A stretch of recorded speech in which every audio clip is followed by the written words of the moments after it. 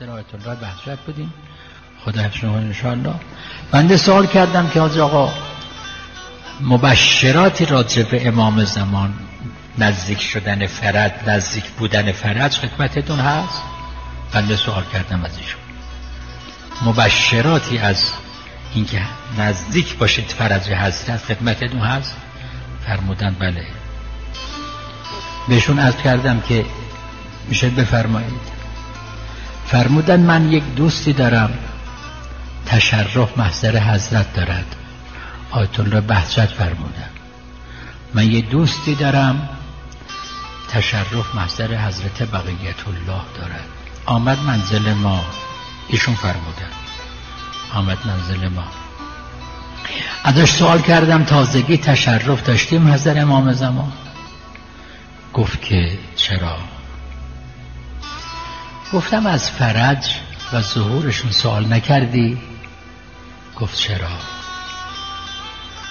گفتم حضرت چه فرمودن؟ این آقای بهجت فرمودن فرمودن بهش گفتم سوال کردی از فرج؟ گفت بله. من بهش گفتم که حضرت چی فرمودن که چه وقت ظهور میکنن؟ گفت من سوال کردم یا ابن رسول الله فرض شما برای عامه مسلمان ها چه وقته؟ فرمودن نزدیک است. عرض کردم یا ابن رسول الله من هم زمان ظهور شما رو درک میکنم. فرمودن پیرمردتر از شما هم درک پیرمردتر از شما هم درک میکنن.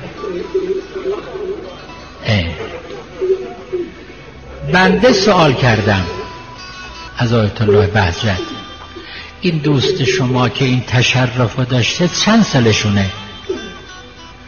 ایشون فرمودند که 62 سال تقریبا. پیرمردتر از شما هم درک میکنن. برادر فرض نزدیک است.